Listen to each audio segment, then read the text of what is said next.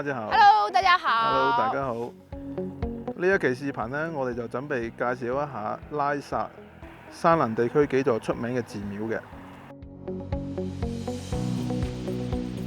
我现在所在的位置背后，这里就是扎耶巴寺了，离拉萨市区有28公里。然后一路过来呢是盘山路，但都是铺装路面，非常好走，什么车都能到，注意开慢一点就没有问题了。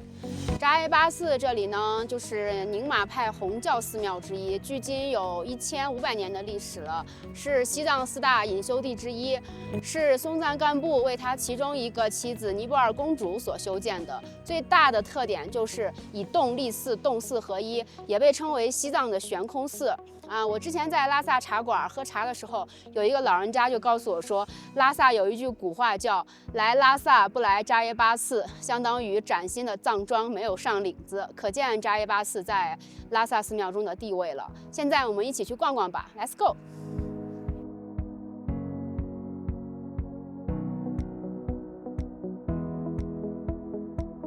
平时这里除了自驾呢，也有班车，在拉萨大昭寺广场附近，然后有每天早上有去不同寺庙的班车，看清楚再上车。说是7点半发车，但是很多人6点就去占座位了，因为它座位有限，然后人满即走。你上车之后买的票就是去程跟返程双程的，然后到了地方之后，司机师傅会告诉你返程是几点，然后还是原车来原车回。这个就是到扎耶巴寺的班车，然后他一般发车的时候前面会写目的地，但是最好还是跟师傅确认一下比较好。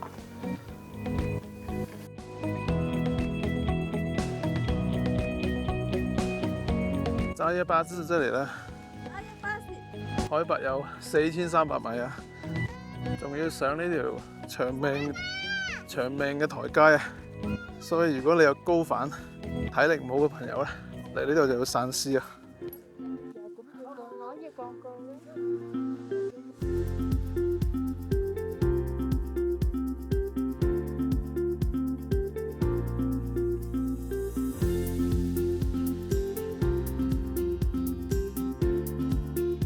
这个炉子就是桑炉，煨桑是藏族传统祭祀天地诸神的一种仪式，就是用松柏枝焚起烟雾，这个过程就叫煨桑。很多藏族人家自己也有桑炉，他们早上起来就会煨桑，就是一种祭祀的仪式。然后很多寺庙里面也有桑炉，有一些会混合什么糌粑、香粉，然后这样子。但是简单来讲，就是焚一些松柏枝就可以了。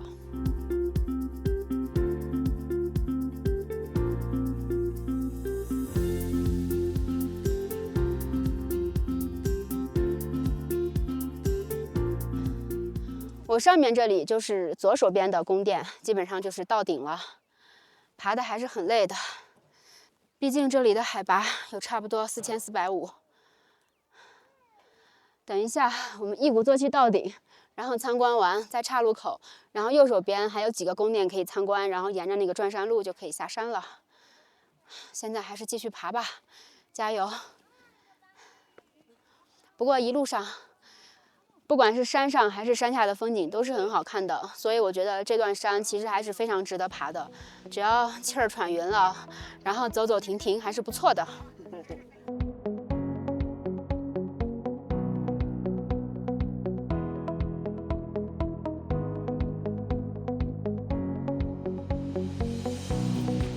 我哋終於上到嚟左邊最高嘅寺廟啦。其實上到嚟睇呢，呢間寺廟嘅外觀呢都算係幾特別，不枉爬咁辛苦爬上嚟。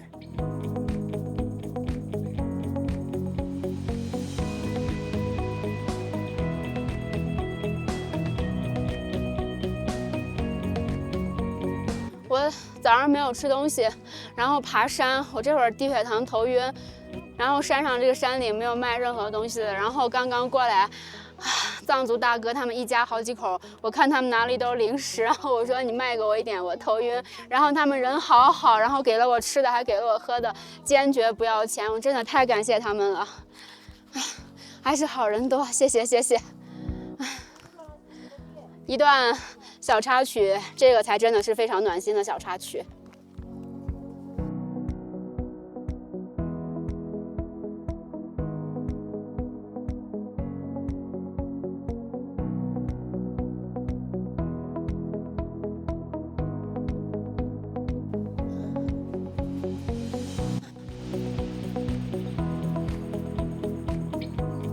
呢度呢就係左邊最高嘅寺廟到頂啦，冇辦法再向前行啦。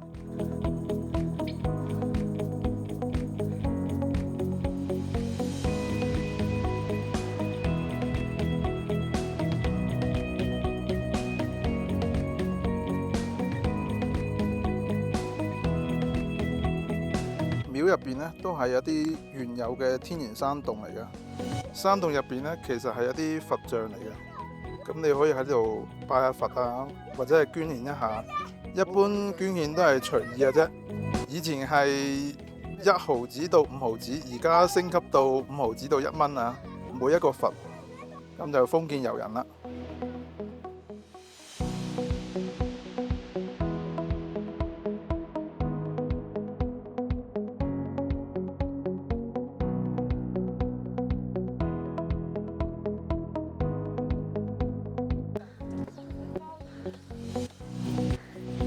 前面呢座大殿呢，就係扎耶巴寺最高嘅大殿啊！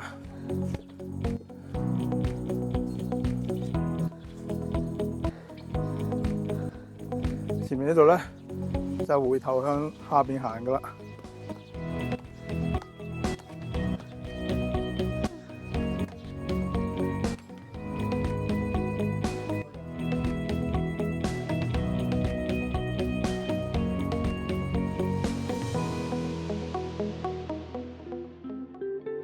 咁我哋簡單總結一下扎耶巴寺呢一個地方吧。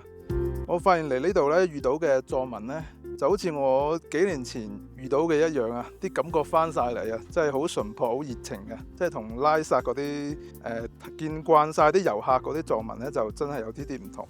我非常之中意扎耶巴寺啦，無論係環境啦，或者係成個廟宇嘅，亦都幾適合嚟呢度拜佛嘅。我係出奇意外地高度推薦啊，5星好評。对的，就是它虽然只离开拉萨20多公里哈，但是你在这边遇到的僧人还有本地人，真的都是非常非常的纯真，然后善良、热情、淳朴的。然后这个地方景色非常好，就是你一路沿着山爬上去，你就能感受到就是那种。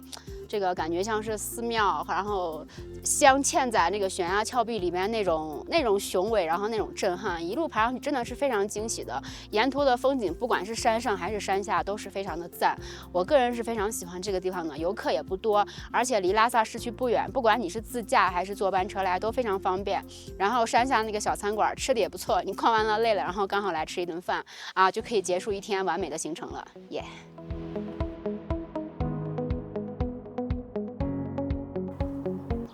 大家好，今日咧我哋嚟到咗山南嘅昌珠寺啊。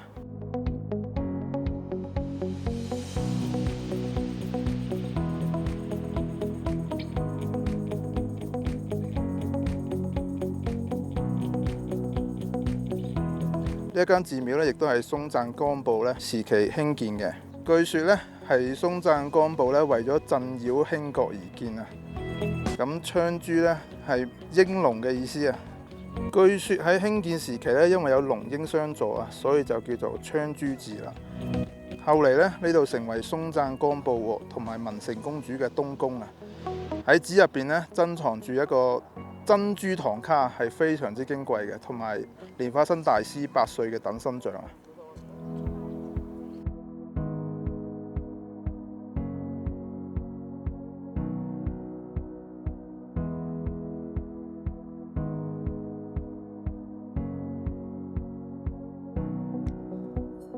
这里就是昌珠寺的千灯房，里面点燃的就是酥油灯，可以写下你的愿望，来这边点灯，为亲朋好友来祈愿。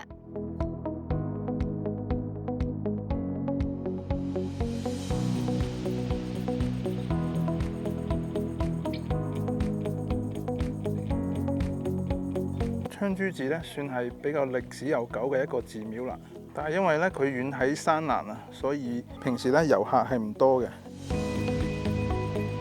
所以呢度呢，亦都有咁多嘅本地藏族人民嘅光顧啊！佢哋好多時都會嚟呢度拜祭。其实现在山南的交通已经很方便了，来昌珠寺这边，拉萨也可以坐朝拜的公交车，然后山南这边可以来1个或者几个寺庙都可以。然后坐火车也可以来，交通很方便的。推荐如果时间多的话，还是要安排一点时间给山南的，你不会失望的。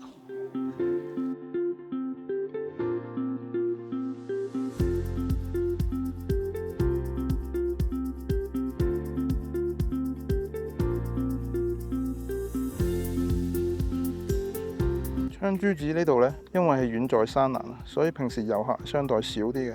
呢度咁多嘅係本地嘅藏族人民啦，過嚟拜佛啊、祈禱叩拜嘅。當然就少不了呢個轉經啦。要注意嘅就係咧，轉經呢通常就係順時針轉啊，所以千祈唔好逆時針啦。轉經呢通常都係有一排排嘅轉經筒，設定喺寺廟啊或者係白塔、佛塔嘅四周嘅。咁轉經筒上面咧就刻住呢個六字真言啦，咁你每轉一次咧就等於你讀咗一次啦。通常轉經咧係配合左手嘅連珠一齊使用嘅，就等於左手撥連珠，右手轉動呢個轉經筒嚟讀誦呢個經文，係一種祈禱嘅方式啊，亦都係藏族嘅一種致敬呢個寺廟嘅神佛嘅一個方式啦。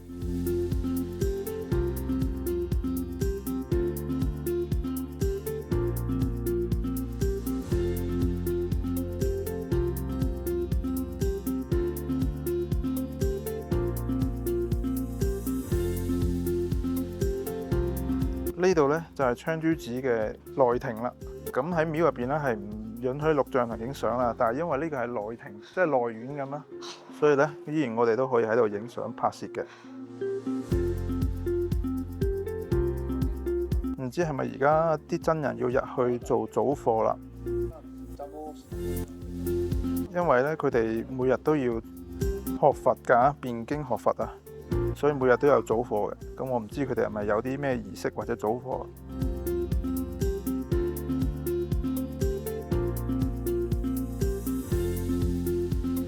蓮花生8歲等身像咧，同埋珍珠唐卡咧，就喺後邊呢一座大殿上面啦。咁遊客係可以從左邊嗰度入去嘅。而家我哋從右手邊呢度出嚟啊，非常之值得推薦槍珠寺呢度嘅，遊客唔多。亦都可以體驗到咁多傳統藏族人嘅佛教文化，非常之值得一嚟。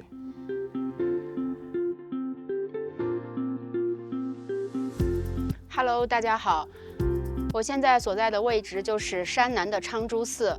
这间寺庙其实也算历史比较悠久，然后2楼这里有它的镇寺之宝珍珠唐卡和莲花生大师的等身像。